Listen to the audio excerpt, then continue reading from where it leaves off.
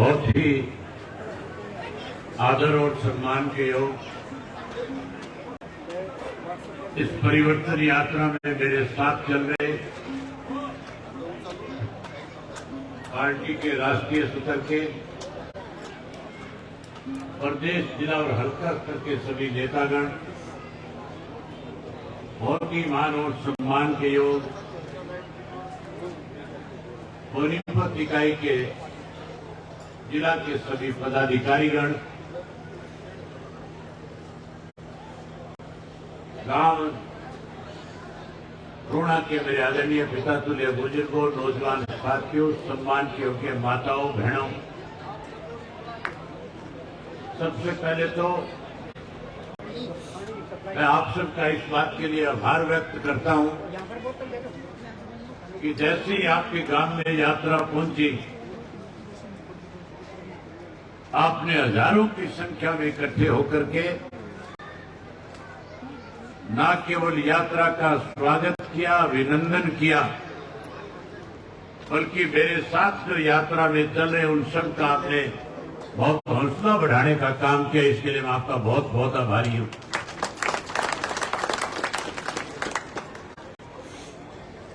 बुजुर्गों और साथियों, मैं आपका ज्यादा समय नहीं लूंगा। मुझे पता है माताएं बहनें बहुत देर से बैठी, इन्होंने घर में जाकर के खाना भी बनाना है और भी काम निपटाने हैं। इसके थोड़े समय में अपनी बात खत्म करना चाहूंगा। साथियों, आपको याद होगा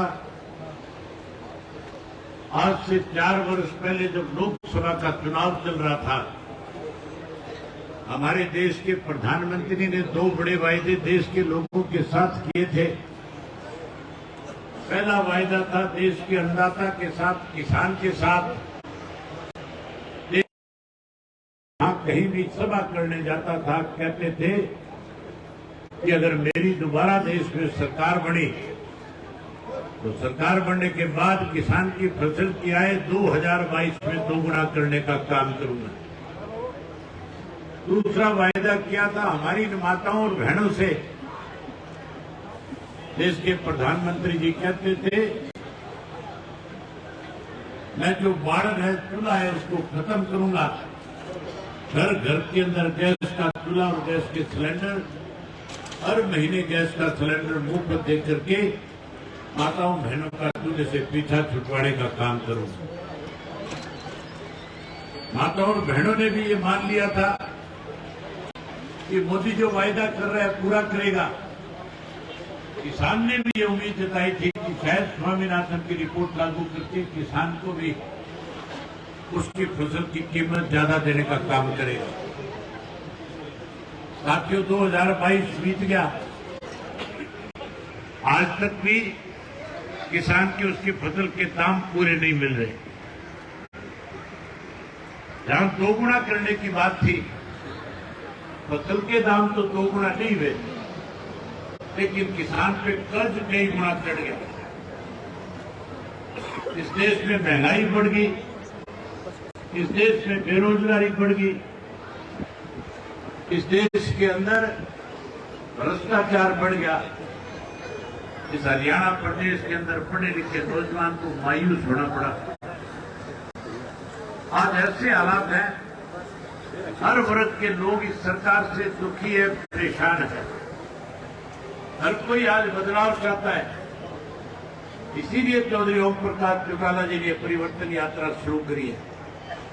आज व्यापारी दुखी है, कर्मचारी दुखी है।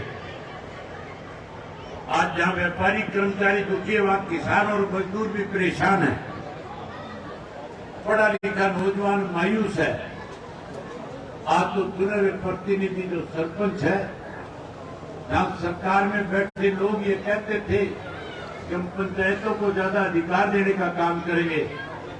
हमारा प्रदेश का मुख्यमंत्री विधानसभा में हमें बता रहा था कि मैंने 1300 करोड़ रुपया गांव की पंचायतों में गांव का विकास ज्यादा हो इसके लिए रिलीज कर दिया, भेज दिया।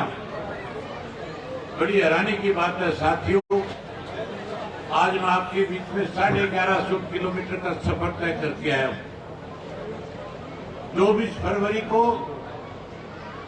नूंह जिला के सिंगार गांव से चौधरी ओम प्रकाश चौटाला जी ने इस यात्रा की शुरुआत करी थी। हम हर रोज 20 किलोमीटर चल के 10 से 12 गांव के लोगों से मिलने का काम करते हैं। मैंने अब तक 550 से ज्यादा गांव में जाकर के लोगों से मिला हूं। वही 8 जिलों के हेडक्वार्टरों के ऊपर भी जाकर के आया हूं। 28 से ज्यादा सब डिवीजन पे होकर के आया हूं। शहर और कस्बों में जाकर के आया हूं। 24 विधानसभा क्षेत्रों के अलग अलग विधानसभा क्षेत्र, 28 विधानसभा क्षेत्रों के अलग अलग गांव से होकर के आए। आज ये मेरा 9वां जिला है। मैंने 1150 किलोमीटर से ज्यादा का सफर तय किया है। मैंने गांव के लोगों के बीच में भाषण देने की बजाय मैंने बात करना मुनासिब समझा। मैंने लोगों से बहुत खुल करके पूछा कि हमारा मुख्यमंत्री 1300 करोड़ की बात करता है, आपके गांव में विकास के लिए पंचायत में कितना पैसा है? हैरानी की बात है, मुझे एक भी ऐसा सरपंच नहीं मिला जिसने ये कहो कि मेरे खाते में कोई एक नया पैसा भी आया। कहीं कोई पैसा नहीं दिया गया। पैसा देने की बजाय सरपंचों के ऊपर आरोप लगाया गया। सरपंचों को बेईमान बता करके बेइज्जत करने का काम प्रदेश के मुख्यमंत्री ने किया। आप सारे सरपंच इसीलिए लामबंद होकर के इस सरकार के खिलाफ खड़े हैं। मैं आज सरपंचों को आपकी भरी सभा में एक बात कह करके जाऊंगा कि आपको चिंता करने की जरूरत नहीं है। अब तो केवल 1 साल का समय बचा है। इस सरकार जाने वाली है। इस सरकार को आप लोगों ने बदलना है, परिवर्तन लाना है। जैसे ही परिवर्तन लाओगे, हरियाणा प्रदेश में फिर से चौधरी ओम प्रकाश चौटाला के नेतृत्व की सरकार जब आप बनाओगे तो फिर ये मान के चलो, जैसे पहले सरकार आपके द्वार कार्यक्रम के तहत गांव के पंचायत में लाखों रुपए सरकार की तरफ से विकास के कामों में खर्च किए जाते थे। जहां सरपंच को और पंचायत को अधिकार होता था, पैसा सरकार से आता था, लेकिन फैसला और उसको खर्च कहां करना है इसका अधिकार सरपंच को और पंचायत को हुआ करता था।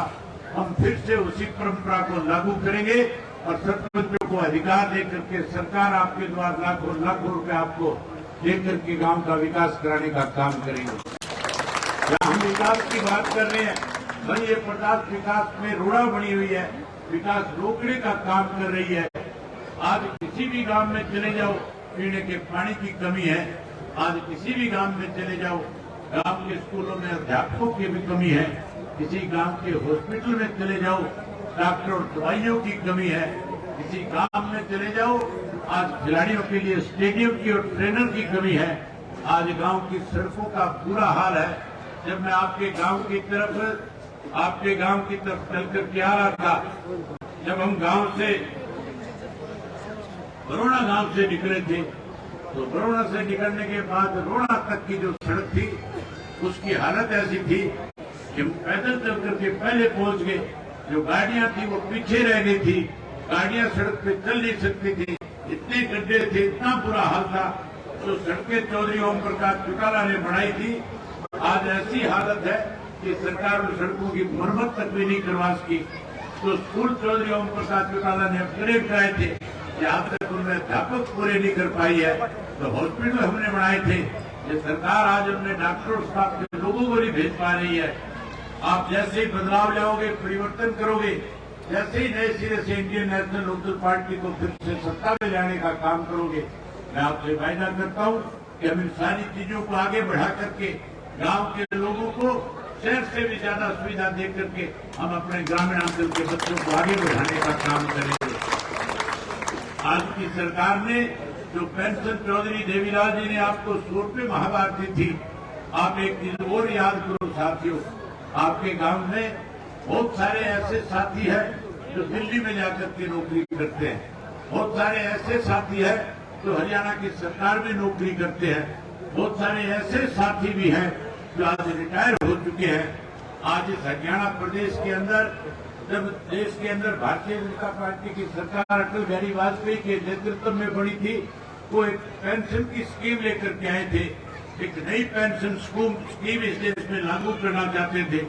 उन्होंने जहां देश में उस स्कीम को लागू किया, वही हरियाणा प्रदेश के चौधरी ओम प्रकाश चौटाला जी जो मुख्यमंत्री थे, उनके सामने जो प्रस्ताव आया, चौधरी ओम प्रकाश चौटाला जी ने ये कह करके प्रस्ताव ठुकरा दिया था कि मैं ओल्ड पेंशन स्कीम को खत्म नहीं करना चाहता, मैं किसी का हक नहीं मारना चाहता।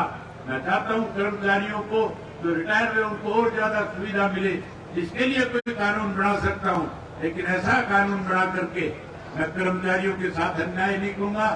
उन्होंने अपने 1 वर्ष के उस राज में 2004 से 2005 में उस स्कीम को लागू नहीं किया। जैसे भूपेंद्र सिंह हुड्डा मुख्यमंत्री बनकर के आया, उसने आते ही 2006 में सबसे पहले इस ओल्ड पेंशन स्कीम को खत्म करके उस नई स्कीम को लागू करने का काम किया था। हैरानी की बात है, आज भूपेंद्र सिंह हुड्डा बारी बारी ये बात दोहराता और कहता है कि जैसे हमारी सरकार बनेगी हम इस पेंशन ओल्ड स्कीम को फिर से लागू कर देंगे। ये हाथी के दांत दिखाने की ओर है, खाने की ओर है। अगर ओल्ड पेंशन स्कीम को फिर से लागू करेगा तो इंडियन नेशनल लोकदल पार्टी को जैसे ही आप सत्ता में लेकर के आओगे, हम नए सिरे से फिर ओल्ड पेंशन स्कीम को लागू करने का काम करेंगे। जहां ओल्ड पेंशन स्कीम लागू करेंगे, वही उसके साथ साथ जो हरियाणा प्रदेश में चौधरी देवीलाल ने बुजुर्गों को मान और सम्मान की 100 रुपए पेंशन देने का काम किया था, ये सरकार जो इस पेंशन को खत्म करने का काम कर रही है, कैसे पेंशन काटी जाए उसके लिए परिवार पहचान पत्र बना करके कहीं उसकी आड़ के अंदर बुजुर्गों की पेंशन काटने का काम किया। वही हरियाणा प्रदेश में 2 लाख से ज्यादा गरीब व्यक्तियों के पीले कार्ड काटने का काम किया। चौधरी ओम प्रकाश चौटाला जी का फैसला है, जैसे आप परिवर्तन करोगे हम फिर से उस पेंशन जो आपको कटी है समेत आज आपको उस पेंशन का पैसा लौटाने का काम करेंगे। और पीले कार्ड जिनके कटे उनको नए सिरे से पीले कार्ड बना करके देने का काम करेंगे। आज इसीलिए लोग परेशान होकर के परिवर्तन करना चाहते हैं। आपके गांव की हाजिरी से आज इस बात का एहसास होता है।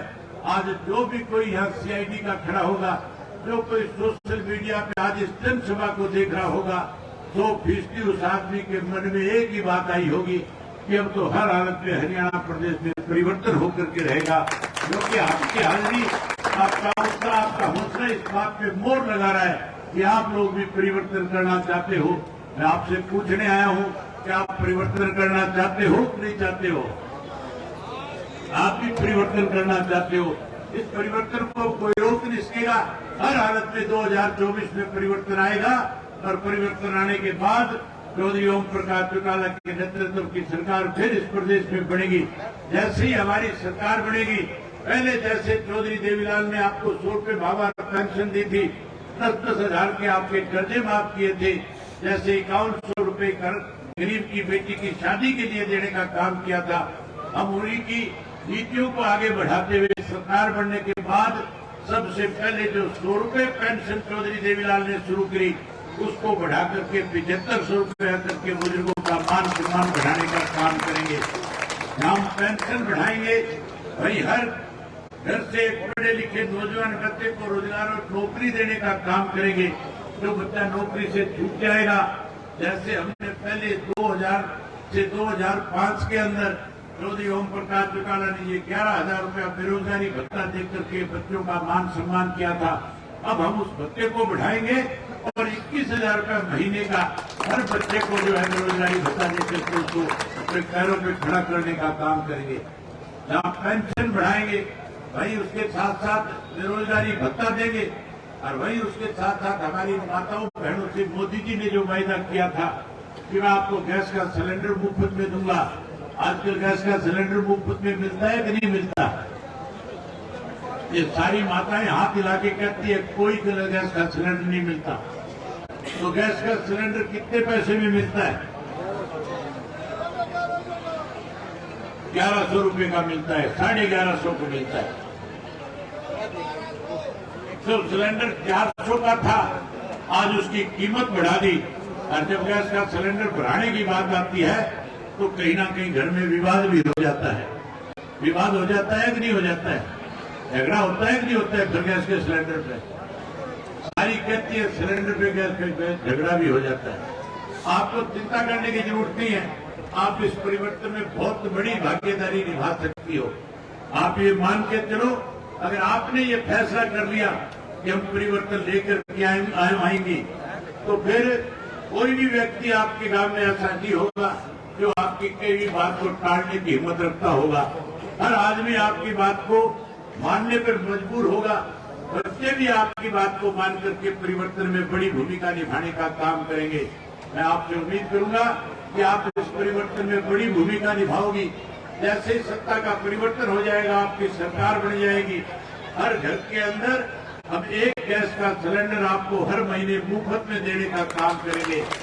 जहाँ हर महीने एक गैस का सिलेंडर आपको मुफ्त में देंगे, वही हर गृहिणी के खाते में 1100 रुपए इस बात के देंगे कि आपकी रसोई बढ़िया चले, आपको रसोई चलाने में दिक्कत आए, 1100 रुपए अलग से देने का काम करेंगे। साथियों, ये परिवर्तन लाने के लिए कोई लंबी लड़ाई लड़ने की जरूरत नहीं, कोई लंबा आंदोलन चलाने की जरूरत नहीं।